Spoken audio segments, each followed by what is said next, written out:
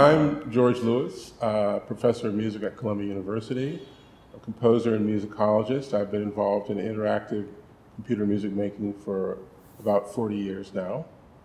And I do lots of other things, but those are the ones I'm interested in right now. My name is Kimura. I'm a violinist and a composer. I also teach at UC Irvine in a program called Integrated Composition, Improvisation, and Technology. And I also teach at the Juilliard School. I am also a developer of a new motion sensor system called Music, which I will try to bring this to the mass market. As George was talking about Marvin Minsky, I met Marvin in very late 80s as a very serious and very boring violinist. When I just came from Japan, and I was just playing the classics like Beethoven, Brahms, and Tchaikovsky, very much like straight ahead, And I happened to go to Boston University and lived in a room of a lady whose house was next door to Marvin Minsky. So I started hanging in his kitchen. I didn't know who he was. He was very famous. I knew he was very famous. But he said, "Mari, you're a violinist, right?" I said, "Yeah. What are you going to do if you lose your hand? You should start composing." I thought, who is this crazy old guy who's telling me that I'm going to lose my hand? But then, I thought about it. I said, he's right. If I injure, I cannot play my violin anymore. What do I do? In a weird way, I had this blind on my vision, and he kind of clipped it away, because I come from a country that's very conformist, and you do what you're good at, and you're getting on this escalator to. You're doing this, you're doing that, you do this, just sort of laid out for you in a way. But in America, it's not like that. You can be a physicist and a cook, or, silversmith and an architect, or something like that. And it's not unusual, not very weird at all. So I thought to myself, that's true. And then all of a sudden, oh my gosh, there's a world out here. So that's how I got started. My feeling about the United States, especially now that I'm in California, that it's very intrinsically American about doing something new. Just try it, improvising it. And I think improvisation is the key to innovation, not just art, but for technology. You have to improvise to try things out to see what happens. So that's what improvisation is to me. It's for me to discover myself, discover for others. And Improtech, as George was saying, there are people who are doing that. Everybody is like that. And I can actually talk to people in a way that I cannot verbally express. I can talk to people through music, and I can actually see how they are. So that's what's wonderful about Improtech. Yeah. I thought that Todd had introduced me, Todd McElver had introduced me to Marvin, but in fact I had met him years earlier. Marianne Amichet introduced me. Wow. And I used to hang out with Richard Teitelbaum and Marianne, and they took me out somewhere, and I had just gotten, he said, and Marvin said a funny thing, and he said, "Do you think you could get a computer to improvise?" And me, I said, "Oh, sure, it's no problem. You do this, you do that, it'll be a breeze." And first of all, I'd never even touched a computer. And I didn't know who he was. So years later, when Todd introduced me, I said, "Oh, God, it's that same guy." Yeah. Wow. Like just a little bit. But he didn't say anything. What he said was, "You should try it." He's done that to a lot of people. Yeah. Who was the movie director of Jurassic Park? They were walking on the beach, and Marvin said, "Wouldn't it be funny if you can get a DNA from the rosin from the tree?" Wow. Okay. That's how Jurassic. And that's how the whole thing. Yeah, the movie. Who directed it? Was Spielberg, right? Yeah, I think he's a screenwriter or something. So they made a lot of money because of it.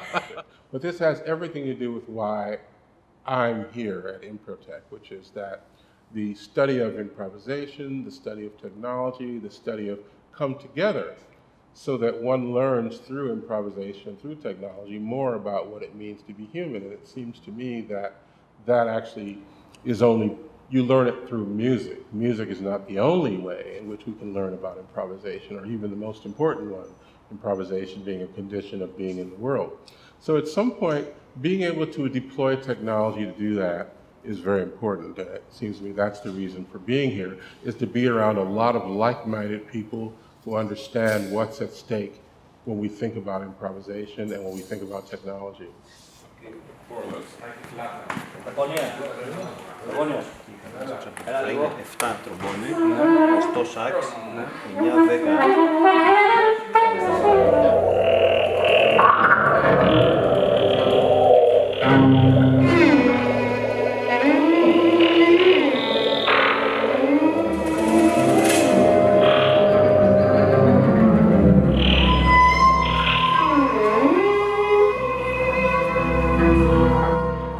Improvising with machines, what does it mean or signify for me? Well, first of all, I've been doing it for so long that I almost forgot. I mean, I started improvising with machines in 1979. So now this is my 40th year of doing it. So, and the reasons have kind of shifted over the years. There are many reasons. I can tell you that a lot of people were very upset at the idea of that computers, and we're talking about computers here, not really machines, computers that, computers as improvisers, a lot of people didn't like that. Improvisation, even if they didn't like improvisation or thought it was stupid, they still didn't think machines should be doing it, because somehow that meant somehow that you were transgressing against, what it means to be a human being. And my feeling was I was finding out what it meant to be a human being by listening to the machines play. And to try to figure out how to get them to play better, to think about what it was, how communication takes place. And at a certain point, you began to see that I was learning every minute about larger things beyond music.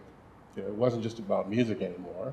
And so improvising with machines has led me to the worlds of scholarship, publishing those 2 volumes on the Oxford Handbook of Critical Improvisation Studies. But it wasn't just music. The main thing it taught us was, and I'm trying to get everyone else to realize this, when we start talking about improvisation, it's not automatically music we're talking about, but it's a whole world of experience. And I got into that by this process of this lifelong, I've been living with creative machines. That's the title of an article I wrote a while back. So for me, it's as natural as breathing. But I can understand how some people might not agree, but in fact today, most of those people are also living with creative machines, they just don't know.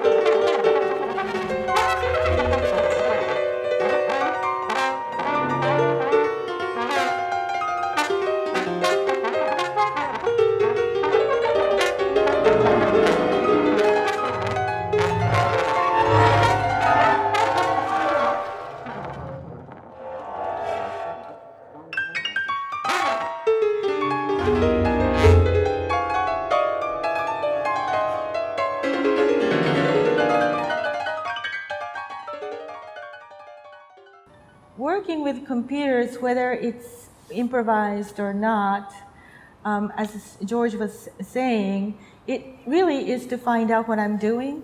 And that is very significant when I saw the projects from Ircam. It was then called Real-Time Interaction Team. Now I think it's Sound and Art Movement Team, I think. Because they had this motion sensor device called MO, Modular Musical Object, in 2007 when I was a paper jury for NIME, New Interface for Musical Expression conference. And when I saw the device, it was not like a Wii controller where you have to adjust to the machine camera or something, but you just do as you do, as naturally. But then the computer would analyze you. So I thought it was very interesting, and now I can kind of find out what I do with the movements. So since then, my life has taken that way, and now at UC Irvine, we're making a new motion sensor.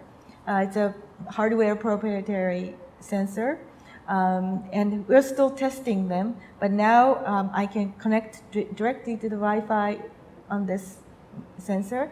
And not only that, but I've been showing it to many other areas of art, such as dance and drama that I'm collaborating with. I'm also collaborating with the fashion designers to put in, they had a choker, they have a hat, they have all kinds of wearables that now I'm very interested in developing. And machine actually does find out who you are. It's kind of funny the way it is, but it's like a self-driving car, right? So you adjust to your body, you adjust to how you drive.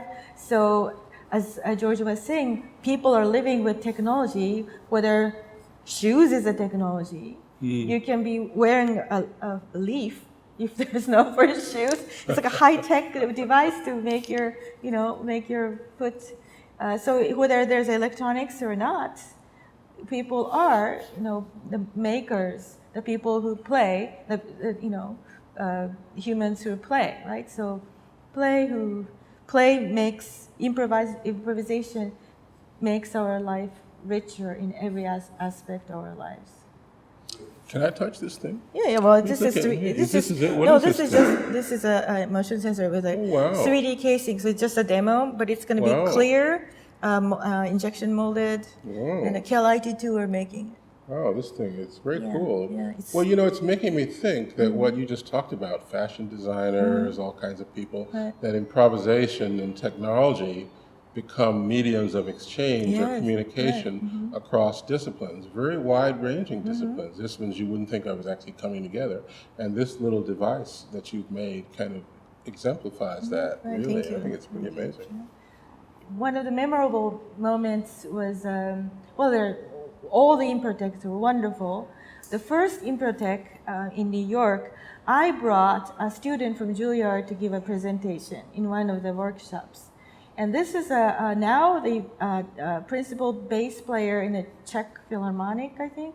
And he came into my first Max MSB introduction class, and I introduced like a multiply object. And he's, math, he was like that.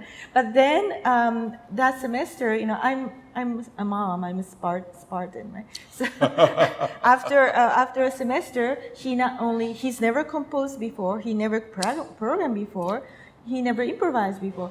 At the end of the semester, he did all that. He wrote the improvisational piece for bass and the violin with Max MSB Interactive, and he performed it for his recital at Juilliard. And he gave talk at Improtech. So that was one of my, bright moments of accomplishment, that I was able to bring someone like that to the level of Ircam.